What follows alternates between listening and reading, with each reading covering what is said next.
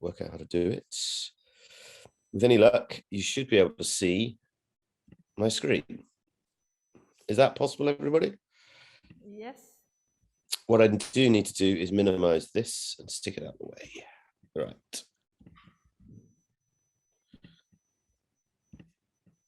Okay, I can't put that out of the way, I'm afraid. I'll have to stick it in the corner, and hopefully it doesn't get in the way of the slides. Okay, so today it's called using Photomuse, which is the technique that I developed to probe excitons in organic semiconductors. Now, organic semiconductors are used in solar cells, but they're in very specific cases. For example, there's a company that in Cambridge that makes organic semiconductor solar cells to ship to Africa so that they can charge their mobile phones in the middle of the jungle or savannah. They are practical because they're light and flexible and hard to damage, whereas you can roll them up, put them in your pocket.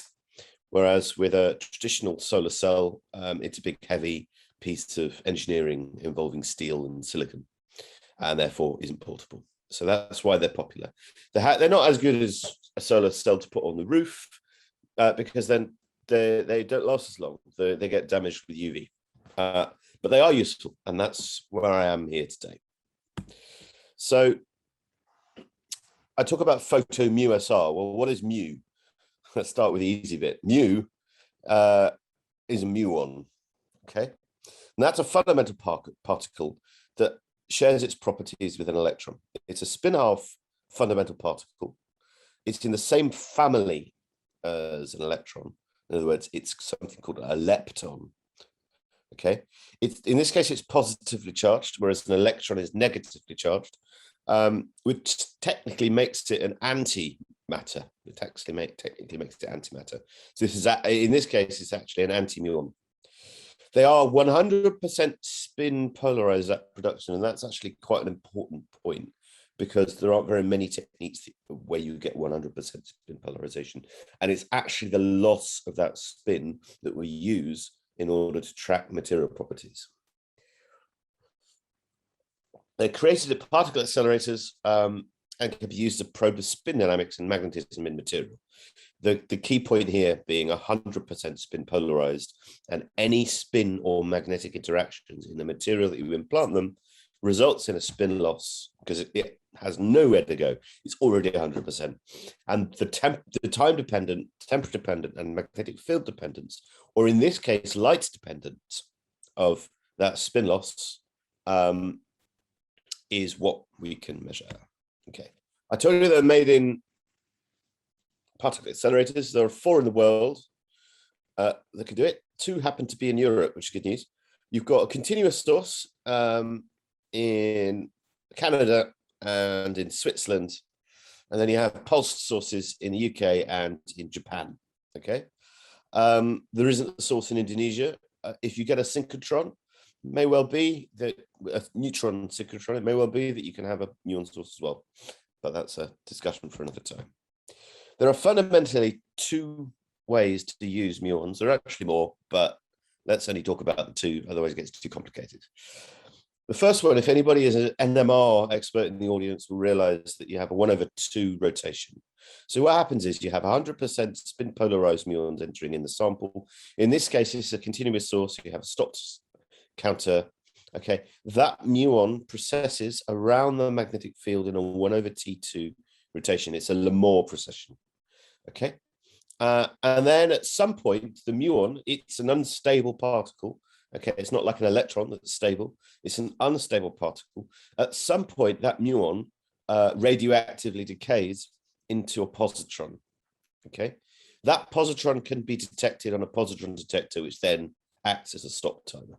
So you have a start timer for when it enters the sample and a stop timer for when you measure a positron. Positrons are very easy to measure. They annihilate with matter very easily. It's the opposite of an electron.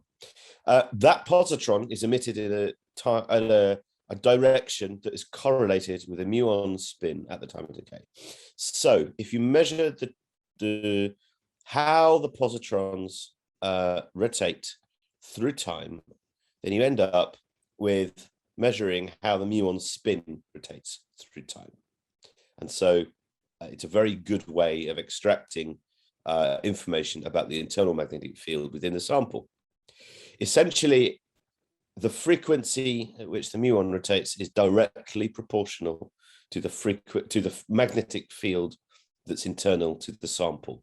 Okay, so you get here, by measuring the frequency of precession, spin precession of the positrons, you get the internal magnetic field inside the sample. So that tells you stuff about superconductors and magnetism and a few other things. The other way of doing it is you have a muon spin that enters the sample. Again, you have a stop timer. And this time you put the magnetic field on in a direction that's in the same direction as the muon spin. And this is a 1/T1 relaxation. So as you increase the magnetic field, whatever internal spin coupling mechanisms you have between the muon spin and the material, they get quenched out. Okay, so what happens is that the external field starts to dominate the internal spin dynamics. Okay, and as you increase the field at which you lose the spin relaxation, in other words, is the spin pointing this way or is it pointing this way? Okay, the field at which you lose that spin relaxation tells you about the energy of the relaxation processes present in the sample. Okay. Now, sometimes in this geometry, you want to use it as something called muonium, and I'm going to come on to what that is because that's very complicated, right? It's typically this geometry that you measure in muonium. You also measure it here, but in very specific circumstances.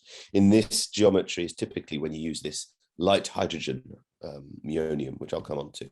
Okay, that's what I've been measuring primarily in the last 10 years using muons. So what is muonium? So imagine that you have an organic molecule. This is benzene. Okay, the muon comes in, it's got some energy because it comes from an accelerator. Okay, I'm not going to tell you how, just know it has some energy. It comes from an accelerator.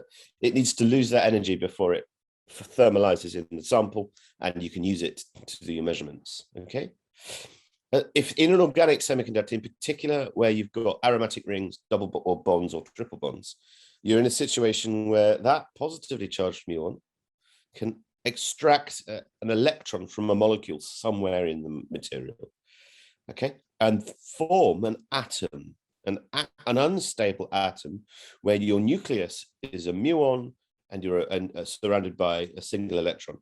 Chemically, this behaves as a hydrogen. Actually, the ionization energy, for example, of this molecule is exactly the same as a hydrogen atom. Okay, at some point, this atom here might hit with another molecule and deposit an electron and then fire off again, losing a bit of energy as a positively charged muon. Okay. In any organic semiconductor system, you will have a proportion of your muons stopping in this form and a proportion of your muons stopping in this form. And realistically, you don't have very much control over that. That's very sample specific, but you would normally have both.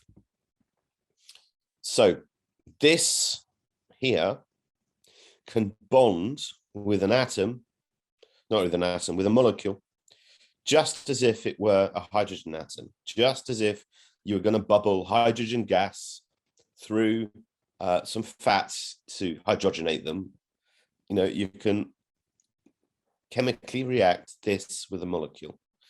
Now, you go from a situation where you have a highest occupied molecular orbital, which is an occupied with 2 electrons, to a lowest unoccupied molecular orbital where you don't have any electrons.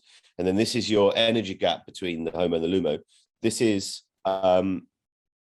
analogous to the energy gap in a traditional semiconductor between the conduction and the valence band. So in an organic semiconductor, you have an energy gap, but because they're not bands, they're molecular orbitals, you call them something different. But nonetheless, there's still this energy gap. So when this atom bonds with a molecule, it actually creates an additional energy level between this energy gap called the singular occupied molecular orbital. And it's very close in energy terms to the HOMO, okay? And what happens is that you end up with a muonium that bonds somewhere on this molecule, okay? And where it bonds, again, is very much sample dependent. It's dependent on steric hindrance of the molecule. It's dependent on the specific reactivity of that point for lots of reasons that I don't understand. And it can go to all of the places that hydrogen could go to, essentially. Now here's another, here is a molecule. And this time, instead of taking benzene, we've broken the symmetry of benzene with a nitrogen.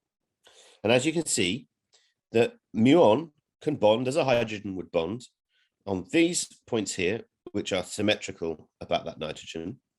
These points here, which are symmetrical about nitrogen, and then this point here, which is symmetrical, which is opposite the nitrogen. There's only one of them, okay? Now, they can be labeled para, meta, and ortho, okay? And you get this, this is polarization as a function of magnetic field, which is a longitudinal magnetic field. That means it's the magnetic field applied in the direction of the muon spin. And you can see here that you've got 3 different peaks that are appearing. Interestingly enough, remember what I said about how, you know, the likelihood of that muonium bonding with the molecule is very much sample dependent, and it's non-trivial. You would expect, seeing as there's only one site, the para, to be half the amplitude of these 2 sites. But actually it's much less than half, okay? And that's a sample specific thing, which I can't explain, actually. So, but the point being is that depending on where you bond, you appear to get a different field at which you get a signal, which means that you can get carbon specific places for bonding, okay? So that you can tune to this magnetic field, or this magnetic field, and only measure here, because you can see if you are outside of this very thin region of magnetic field, there's basically no signal.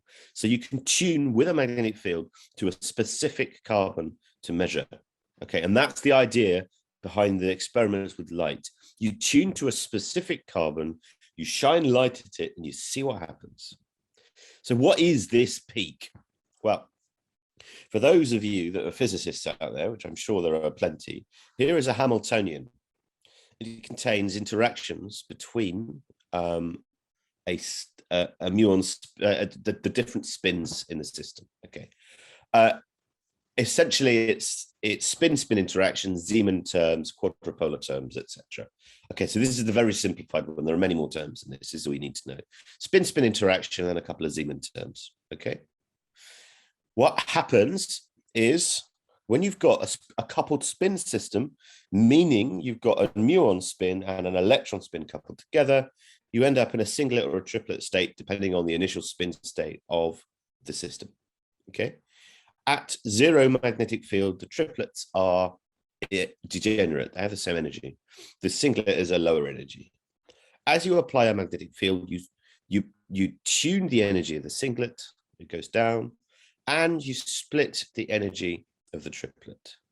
And here is the quantum state ms, +1, 0, -1, and 0. Okay.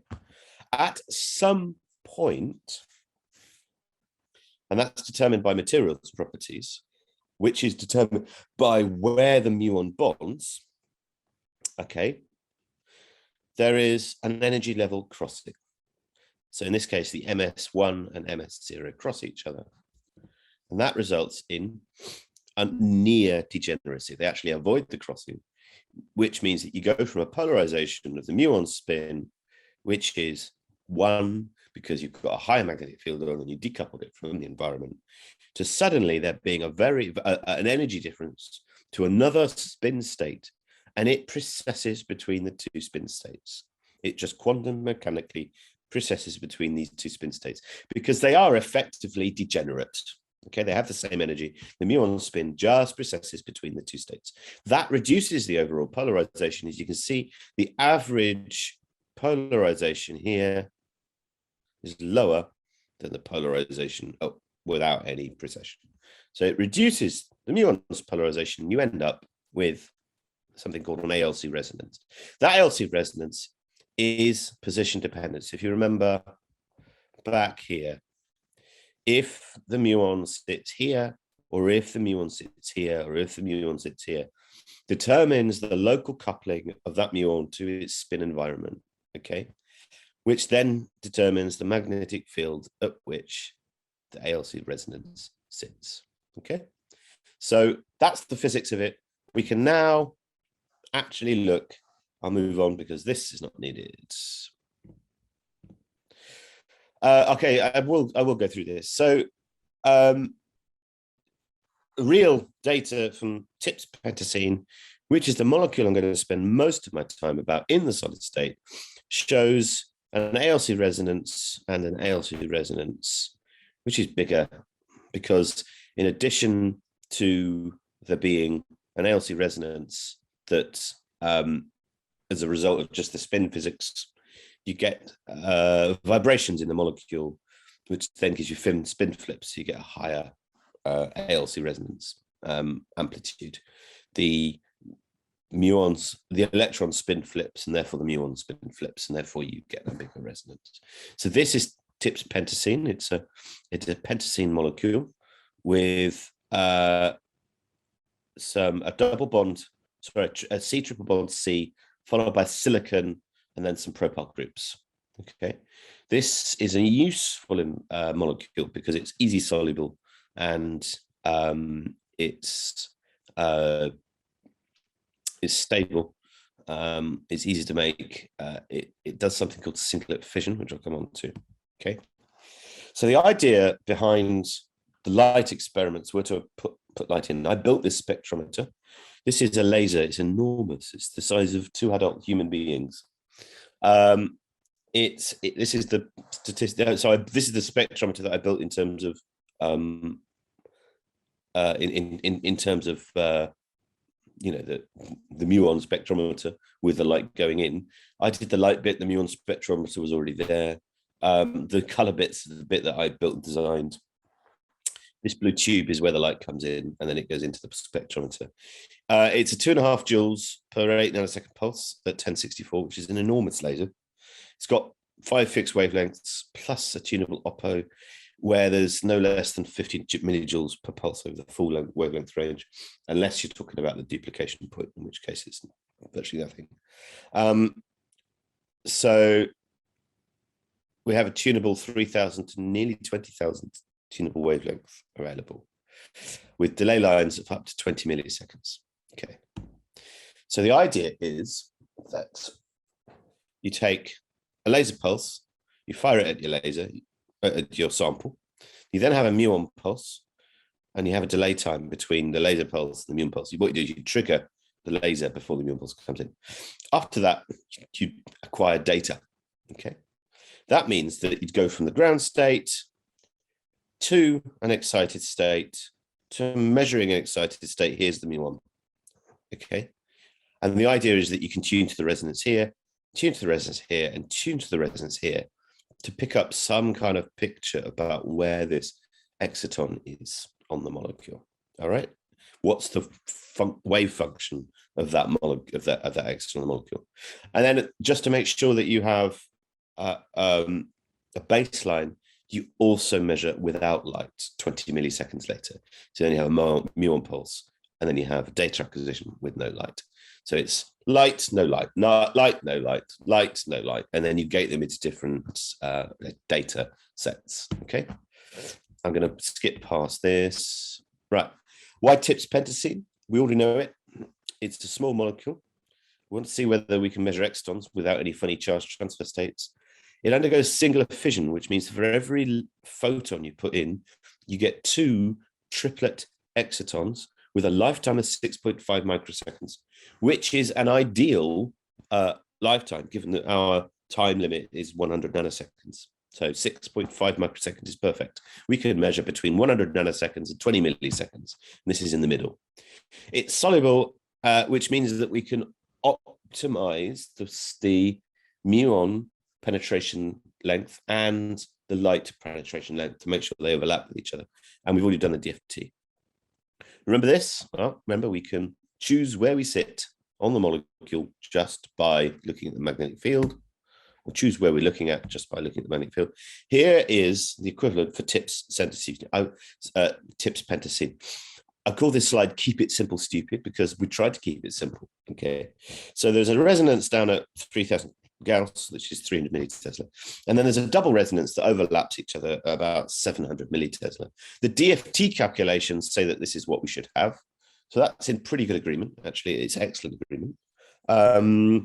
We should have 2 here and 1 here. This one, and this one are all equivalent because it's some symmetrical molecule, and then it's the same out here and the same out here. You're not going to get any tips forming in here. You might get some forming here, so any muonium bonds forming in here. We're not sure. We haven't seen them yet.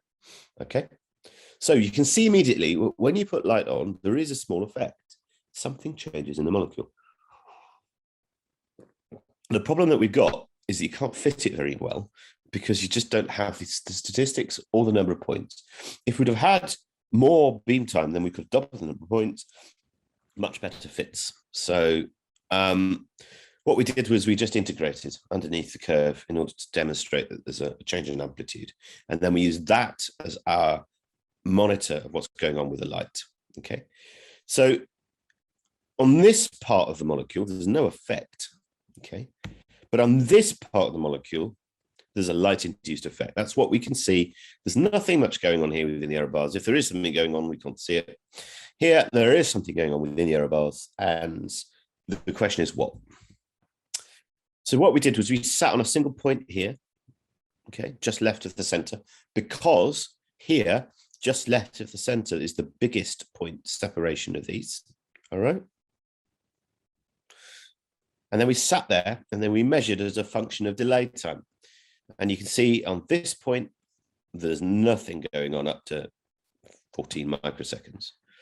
Whereas on this point, you see an additional reduction in the amplitude change, and then it relaxes back to 0. Okay. And this one here is 6.5 microseconds, which corresponds to the triplet lifetime, optically observed triplet lifetime. And then there's an additional signal of 1 microsecond, which we didn't have any explanation for. So remember, here is Iwi Kiss. I wish I kept it simple, stupid. It cannot be kept simple. So what happens is in triplet fission is that you end up where you create a singlet state. This singlet state attracts a molecule which is non-excited, and then they interact with each other, and you end up with a triplet on both molecules. It's not clear whether it's a mediated or a direct transition. Okay, but if you look at the transient absorption spectroscopy, where here is energy of the light, right, of the transmission, and there is time. Okay, this corresponds to wavelength, and that's time. You can see immediately that there's a 10 nanosecond signal, which is the singlet lifetime in this system. And that's at low concentration where you don't have interactions, right? You can then see that in addition to the 10 nanosecond system that you see when you're at high concentration, where you have interactions between molecules, just because the time it takes for them to interact is short enough, shorter than 10 nanoseconds, meaning that you get singlet fission, right? You see the 6.5 microsecond signal there. In this region, there's something else going on. Now, there's a blocked out region here because that's the wavelength they're excited with. But you can see immediately that actually there's a 1 microsecond signal in the data, in the optical data, that previously wasn't noticed. Okay. And so there is something in the optical data that's 1 microsecond, but we don't know what it is. And I wonder whether it's a mediated signal. And if you don't believe me, what I did was I integrated a strip at 1.6 eV, this one here, right? And you can see here, it stops about 1 microsecond. And then I also integrated at 1.25 eV, which is this one here, and it stops about 6 microseconds. Okay, so you can even see it. If you don't believe me, this is, and this is just me summing up the data here and here, and it's immediately obvious. Okay, it's weak signal, but it's there. And I'm sorry about the slide being slightly to the left here, all this data off to one side. Now, the important thing is, ignore this stuff that should have been blocked out. The important thing here is that we did DFT calculations of excited states. Remember what I said, that this is where there is an increased effect, light-induced effect, and then there's no increased light-induced effect here. Well, if you look at the DFT calculations, this is the difference between the ground state and a triplet. And you can see immediately there's an increase in electron density on the carbon out here, which is where the carbons actually out here in this ring, which is where we say additional bonding is happening in this case. Muonium increases reaction rate. A carbon there, a carbon there, a carbon there, and a carbon there. And then between them has got an increased electron density. There's a little bit of an increased electron density here, but it's small. And so basically, if there is an increase in the muonium production at that site, we can say that it's smaller than it is here. And the DFT backs that up, because you can see immediately there's a huge increase in electron density out at this site. Okay. So the summary is that we've got a spatial resolution of 1 carbon just by tuning to the right ALC resonance. Temporal resolution between 120 milliseconds, 100 nanoseconds and 20 milliseconds. We can tell the difference between the holes and the electrons. So the molecules with excitons change separation needed. Oh yeah, that's it. So these is probably a hole, and that's probably an electron. That's why they're changing sign. Okay. As we have a site-specific probe of electrophilic chemistry, photochemistry. We've got carbon-specific probe of exciton wave function. We've measured the molecular excitations. Oh no, I haven't done that. Okay, right. So the latest data. What we did was we grew a thin film of TIPS pentacene, and then we then did a depth-dependent measurement, which is a very difficult technique to do. We change the energy of the incoming muon beam, which then changes where the muons stop in the sample. Okay.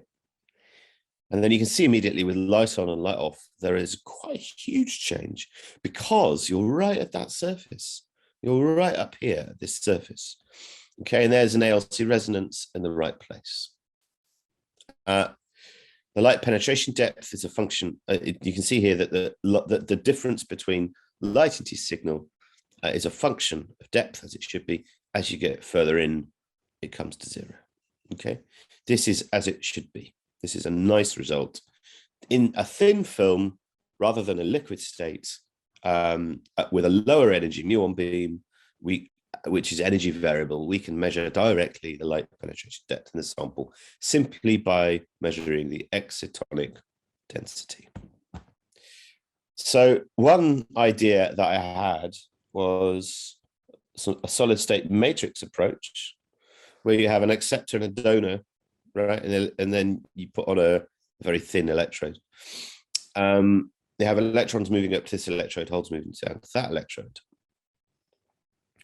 One idea that I had was that if we could get the mix of this right, so either the acceptor or the donor were transparent. Sorry, the donor was transparent to light, then you can optimize the stopping depth of the muons with respect to the light by changing the mixture of acceptor and donor. So this is an experiment where I want to try and see if that will work. We've got some preliminary data where you see TIPS which is in 10 millimolar in frozen DCM, and you can see at about 3,000 Gauss, there's some signal, but it's tiny. So, I mean, it should be about 3,000 Gauss. It's about 3,000 Gauss, right? It is probably there. There's only 1 point above the line on the other side. This particular spectrometer ran out of oomph about 4,000 Gauss, and it's probably there, but it's such a small signal that we'd probably need to increase this to 50 millimolar or something for it to work. Okay. Now here's a good one. This is tryptophan tyrosine. Okay. And this has got an internal electric dipole moment, which means that if you create an exciton on one part of the molecule by absorbing on one part of the molecule, the electron moves to the other part of the molecule, creating an electron hole separation. So you end up with a hole here and an electron here, right, when you create the exciton. That happens on a microsecond time scale. Now, what we did was we put them, we measure here, okay, and we see this. And then we measure here, and then not a lot happens, and then we see this. This corresponds to here. This corresponds to here. So what we're seeing is we're seeing the electron move over to here, and then we're seeing another species that we're not sure move on here as well at a later date. This is very early days. This is an extremely challenging experiment. We haven't published this because I don't fully trust it. These error bars are a bit too big, to be honest. Here's another interesting one. This is a CUCZ. It looks like that. It's very different from pentacene. This is another molecule where you have, I think you've got charge transfer between this backbone here and this molecule here. The nice thing about it is that if the copper version has got a lifetime of, an exciton lifetime of 2.7 microseconds, and the butyl version of this, we changed this out here to have a butyl group. It's got 1.3 microseconds. Both of these, in fact, all of these are within the time range that we can measure on our spectrometer. This is the easiest one to access, is 2.7 microseconds. The beautiful thing about this is that it doesn't require to have, you don't need this to have singlet fission. Okay. And remember, if I go all the way back here, I said in TIPS pentacene, this is tiny. Well, part of the reason is that you only start out with an amplitude of 0.5 or something in polarization units, which is pretty small. And this is in the symmetry. Okay, they're not the same units, I'm sorry. The symmetry, there we go. So in the solid state, same concentration, you get a signal which is about twice that of this, but with fewer stats here because we were in a rush to do the measurement. You really need 10 times, not twice as much, okay, in order to make this work. In this case, it's got this heavy metal in the middle, which increases the electron spin relaxation rate, which increases the amplitude of the ALC. Okay, so we've got symmetries of 4% in the copper, which is 20 times the symmetries that we're getting in TIPS pentacene. Okay, as you get heavier, everything gets broadened, just like it should do when you increase the electron spin relaxation rate. Everything gets broadened. You go from a nice, beautiful double peak in this case, and then it just goes splurge as you go up in electron spin relaxation rate. And that's what's happening here, okay? So we're probably going to ignore these because they're just so difficult to work with. This one's not too bad, actually. Silver's not too bad. But we're probably going to stick with copper, which has got 2.7 microsecond lifetime and ALC resonance is within the range of the spectrometer, and it's relatively well behaved. So I think on that note, I think I'll just skip past these. There's a lot of further work to be done on these materials. Okay, there's a lot of further work to be done on these materials. We've done field scans, background subtraction works in all 3 samples. We're not happy with the gold because the background subtraction is not brilliant and it's too heavy. We can't measure it. Okay. Not happy with the temperature dependence that we've got because there's not enough temperatures. The next part of this solution is to do the solution work and then DFT work. And then we've got to do the light dependence. We're going to do the light dependence in the copper. So there's an entire project here to do some more interesting understanding how the hell muons work in materials with light and understand how excitons interact with molecules. And I think that's probably the end of my, I would say, quite physics-oriented talk today. I quite often do a outward-facing, energy-facing talk at these things. But today I decided to do something that was more fundamental physics. And I do hope that the audience enjoyed it. And I think I'm probably about on time. So I'm going to stop now and open up to any questions that there might be.